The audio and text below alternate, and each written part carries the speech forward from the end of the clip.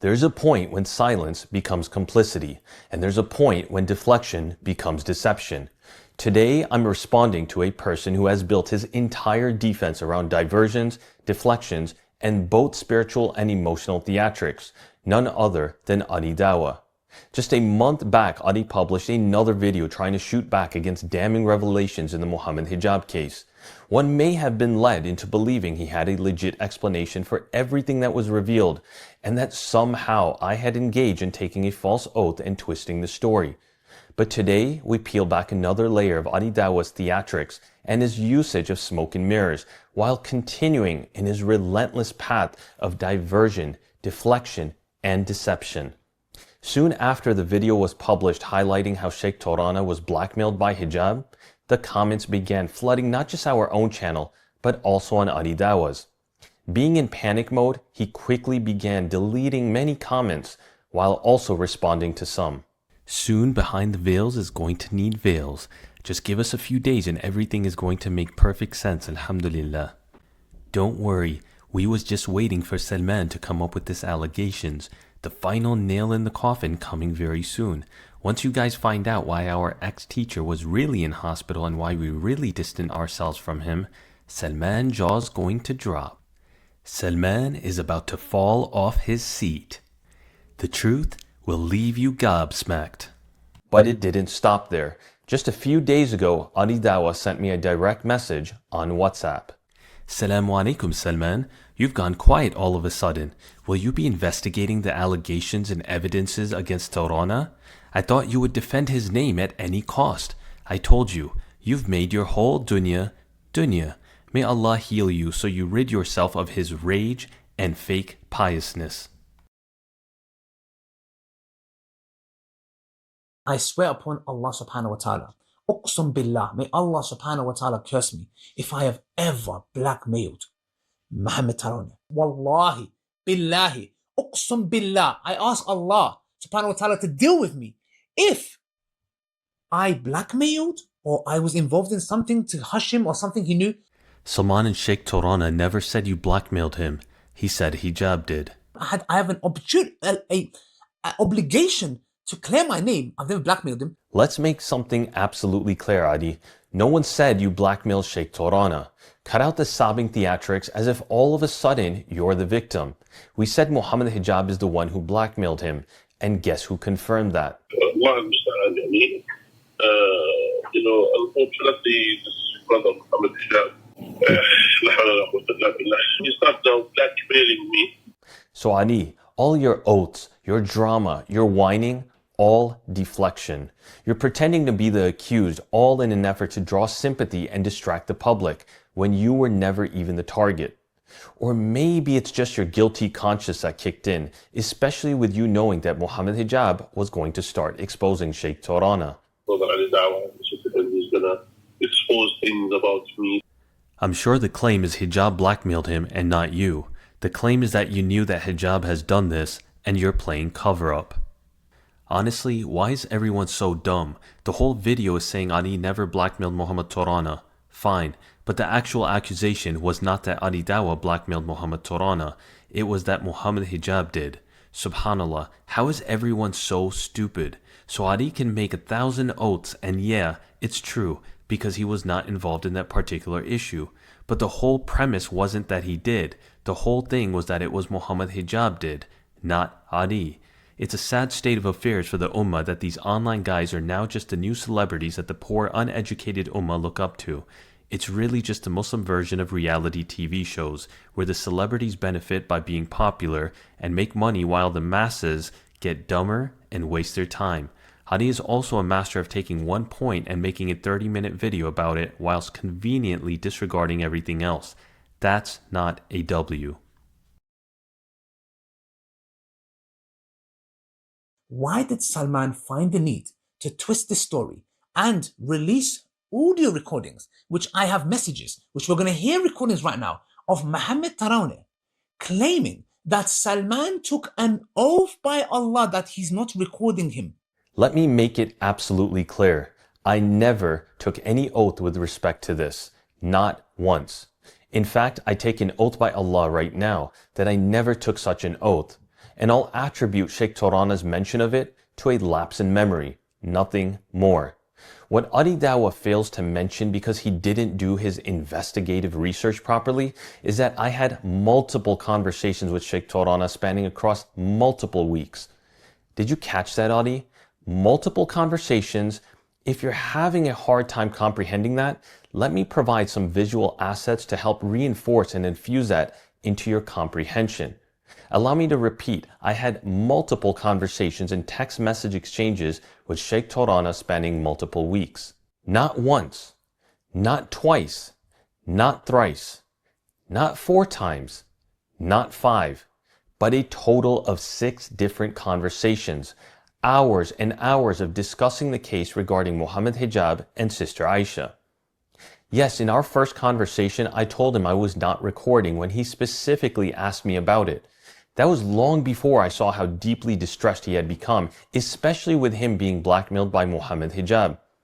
It was only after seeing how he was being pressured, manipulated, coerced, and deteriorating emotionally and physically that I began recording. Not to harm him, but to protect him, to protect the sister, and to protect the truth. Not only did Salman backstab Tarawneh, he threw him under the bus. You are truly delusional and a master of gaslighting while trying to speak with so much conviction and putting on full display your performative piety. You accused me of backstabbing Shaykh Tarawneh and throwing him under the bus. But it wasn't me who backstabbed him, was it?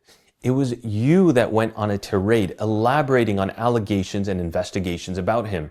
The same man you and Hijab tried to use as evidence, but then quickly turned against him when his testimony backfired and no longer served your purpose. Ali, let me remind you of the message you sent me shortly after the video featuring Tarawneh's testimonies. I was waiting for you to finally release this video.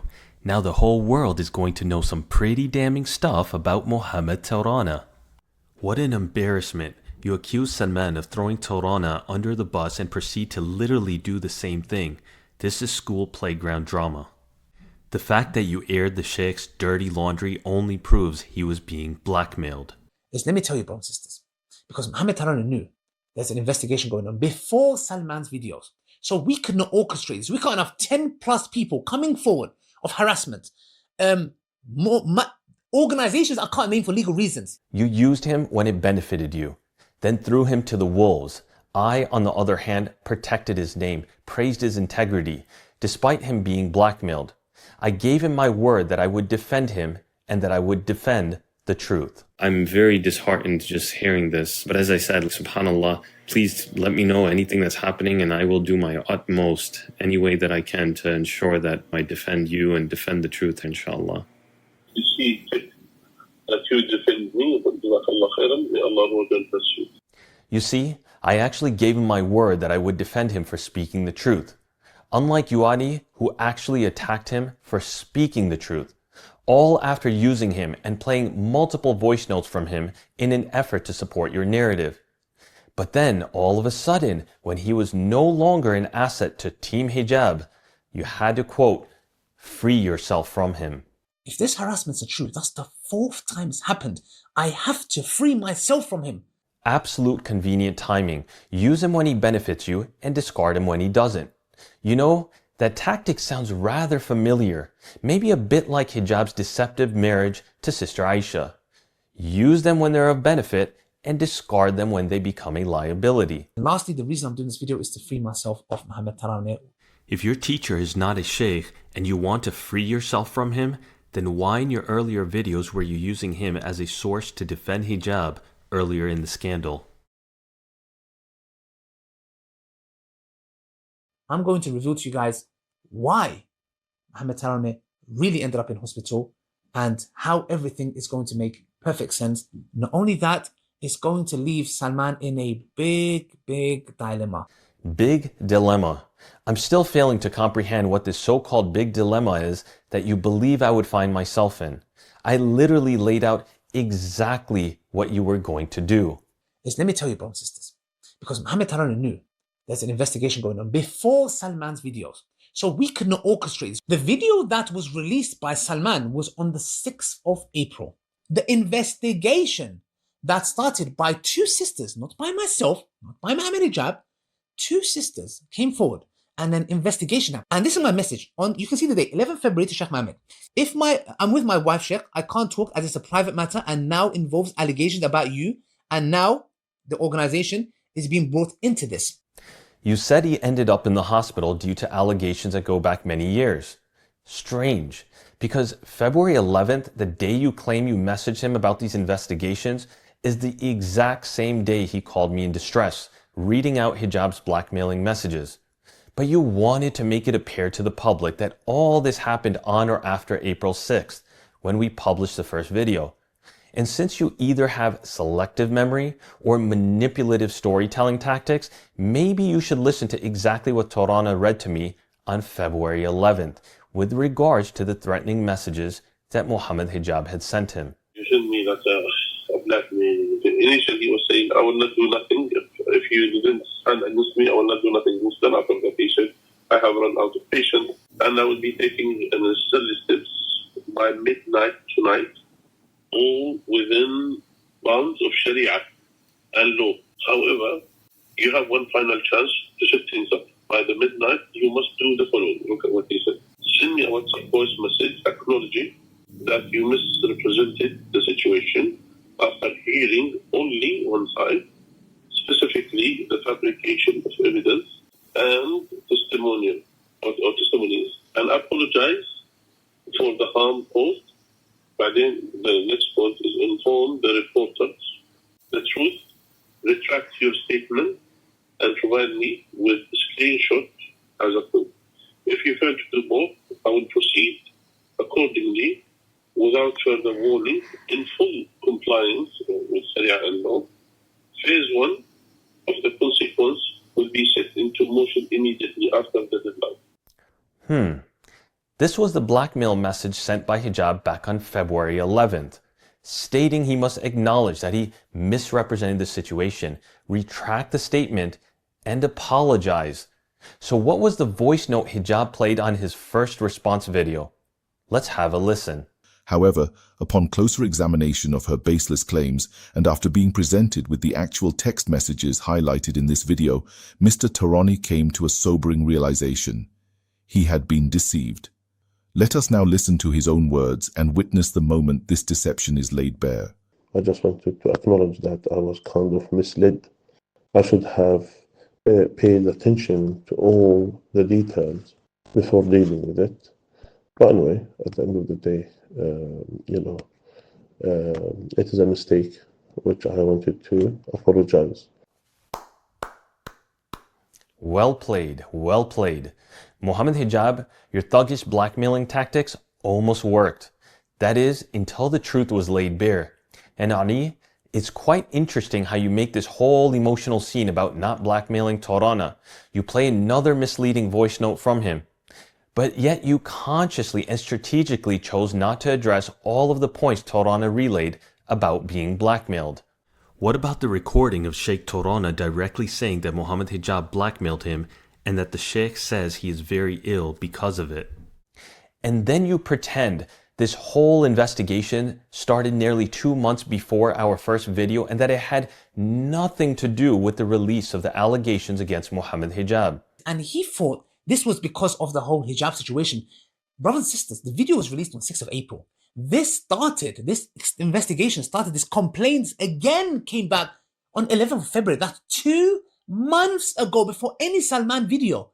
Once again, the message that Tarawneh relayed to me about being blackmailed by Hijab, that was on February 11th, the exact same day that you stated the investigation and the complaints against Tarawneh originated. Number 2, he ended up in hospital because of, since 2019, of these alleged harassments going about him. There's an investigation going. That's why he ended up, because he realized multiple organizations are coming forth of complaints and 10 plus witnesses, and we've got text messages, all this kind of stuff. That's why, brothers and sisters, that's why he ended up in hospital. Let's be absolutely clear. Shaykh Tarawneh ended up in the hospital because of Mohammed Hijab, the very person who threatened him, blackmailed him, and then launched a smear campaign against him. Hijab is a thug cloaked in religiosity, And you, Ali Dawah, have done everything in your power to cover up for him, twisting timelines, warping facts, and performing digital gymnastics to confuse the Ummah. But the deception ends here. Let's break this timeline down step by step and watch how your narrative, Ali, falls apart.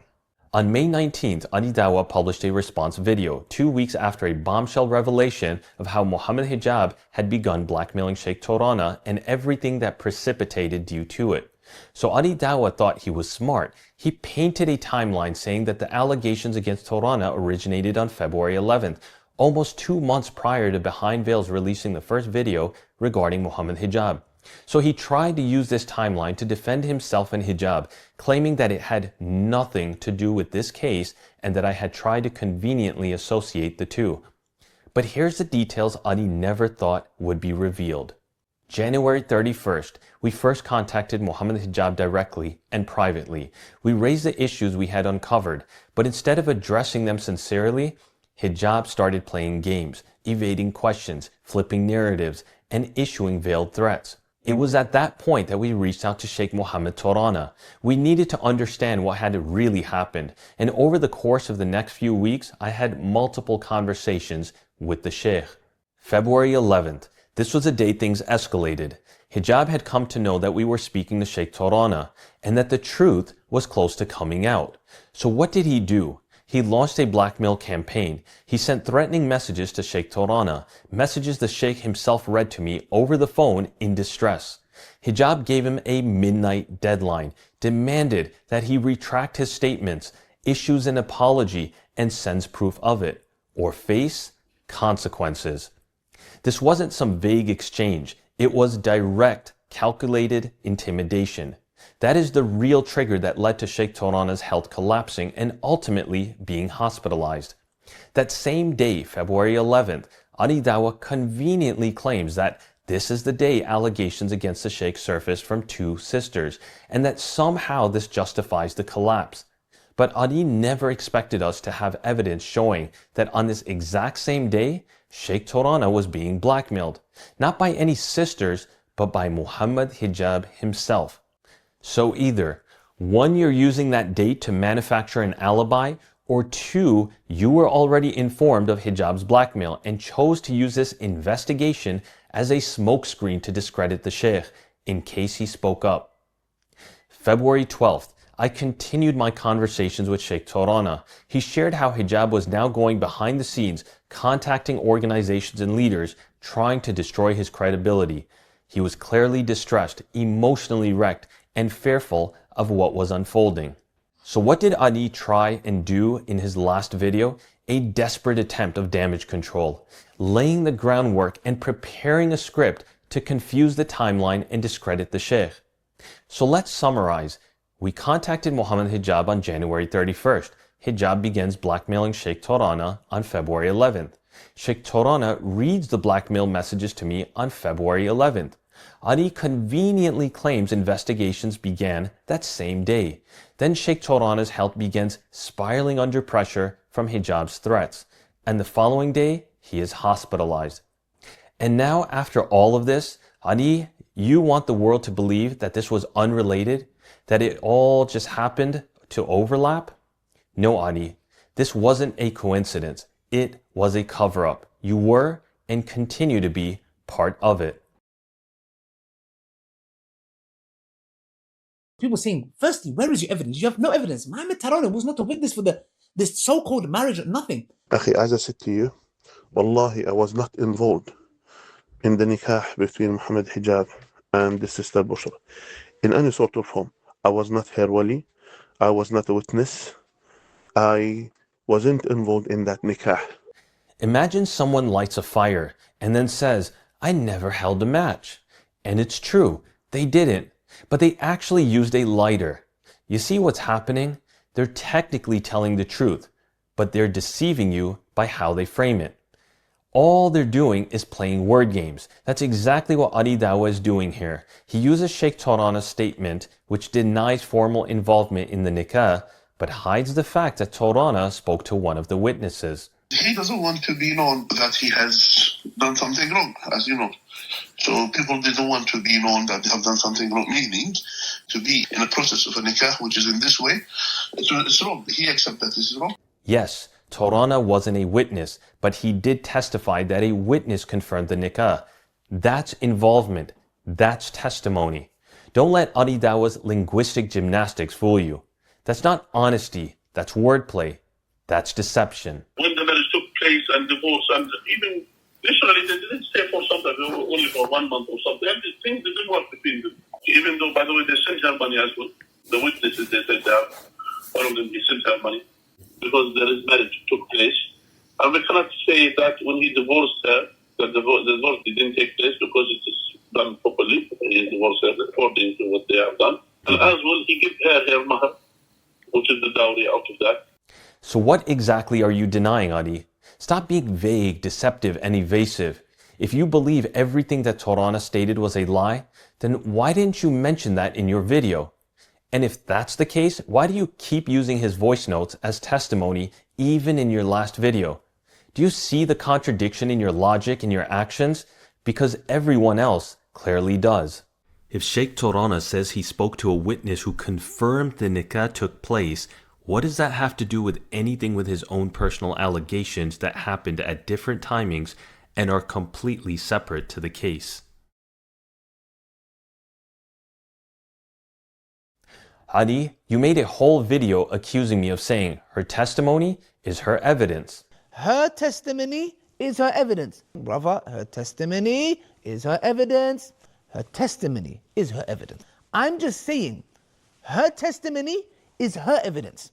Testimony is her evidence. Her testimony is her evidence. Her testimony is her evidence, Salman. I'm just saying her testimony is her evidence, yeah? Salman, we're just saying her testimony is her evidence. And look at what kind of an irresponsible man you are.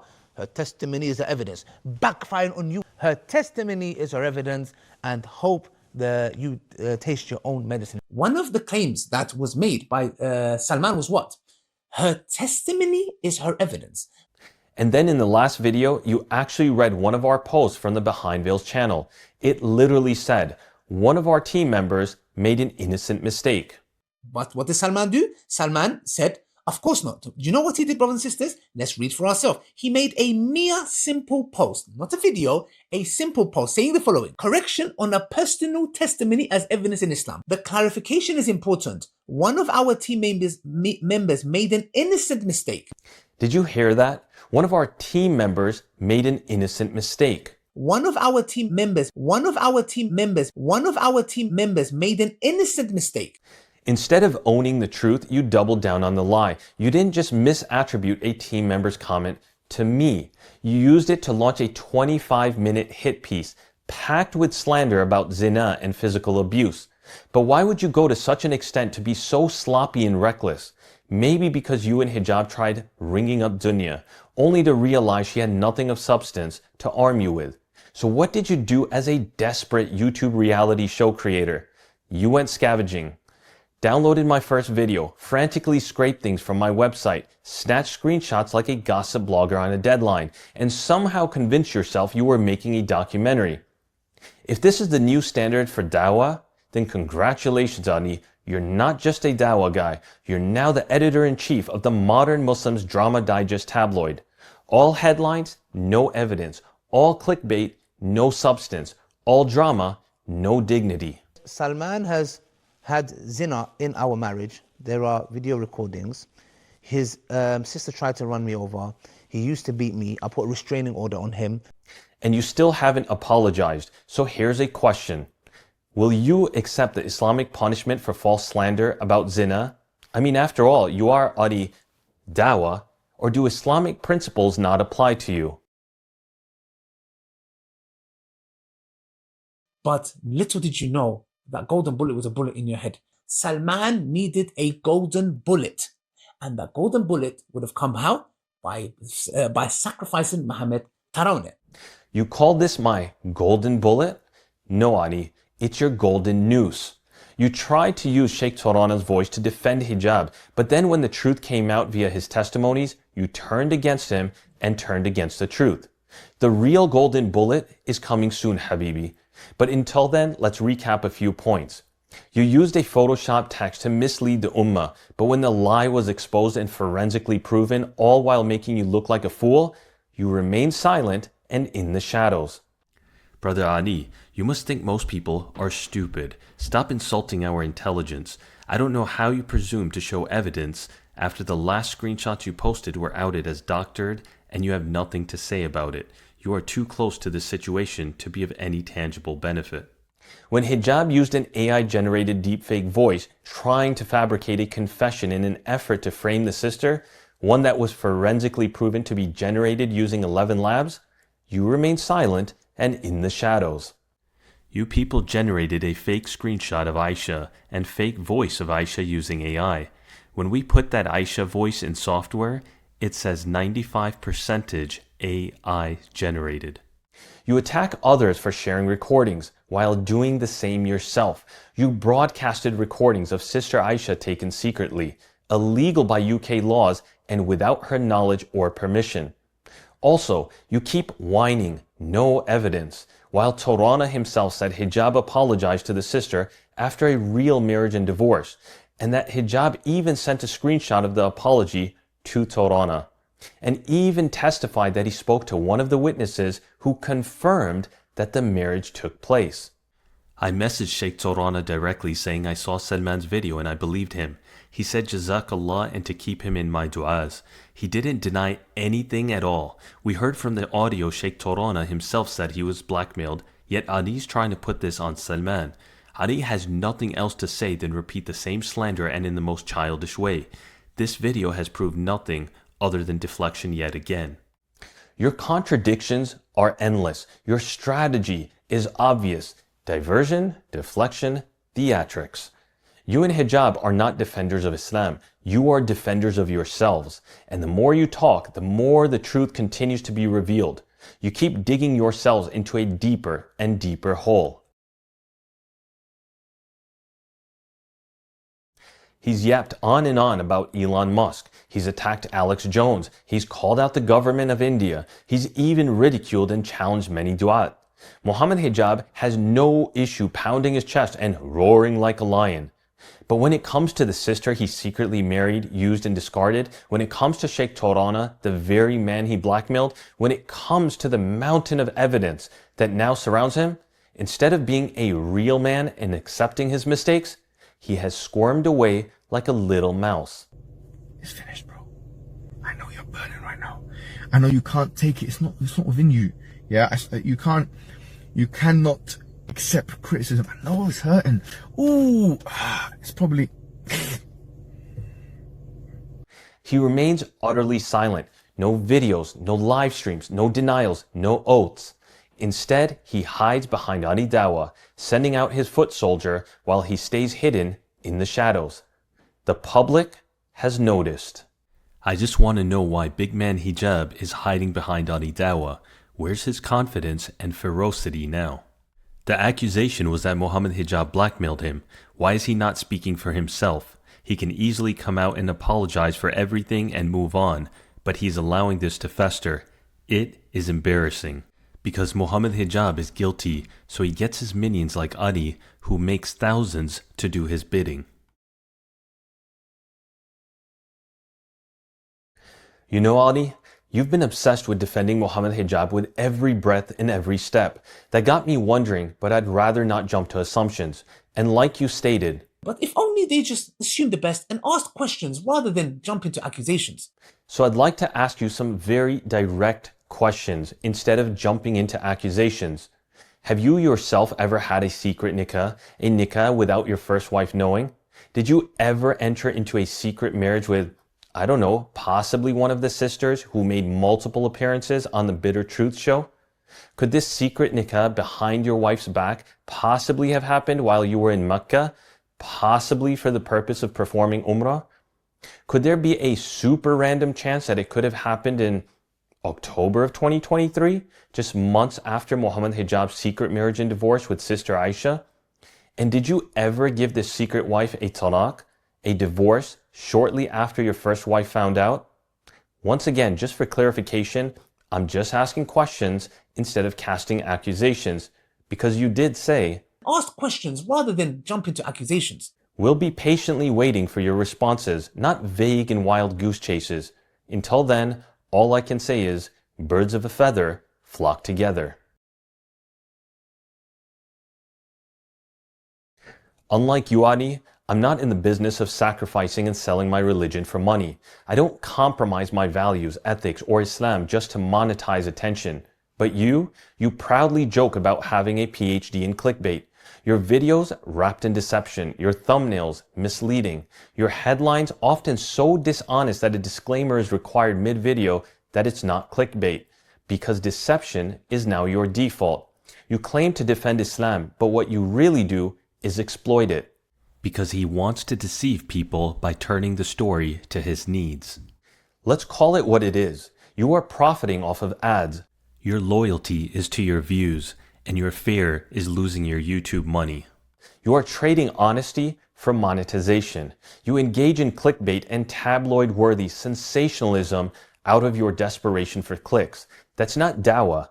That's selling your deen to chase the dunya. Oh, that's right. Let's address your favorite phrase. He made his whole dunya dunya. You are so obsessed with your ex, you've made your whole dunya dunya. Yes, he's made his whole world dunya. This man, we're going to come to now. Somebody who is so obsessed over dunya that he's made dunya his whole dunya. And I've said this before, he's obsessed with her. Yes, his whole dunya has become his ex-wife dunya. Who is somebody who is obsessively obsessed. He's made his whole dunya his ex-wife dunya.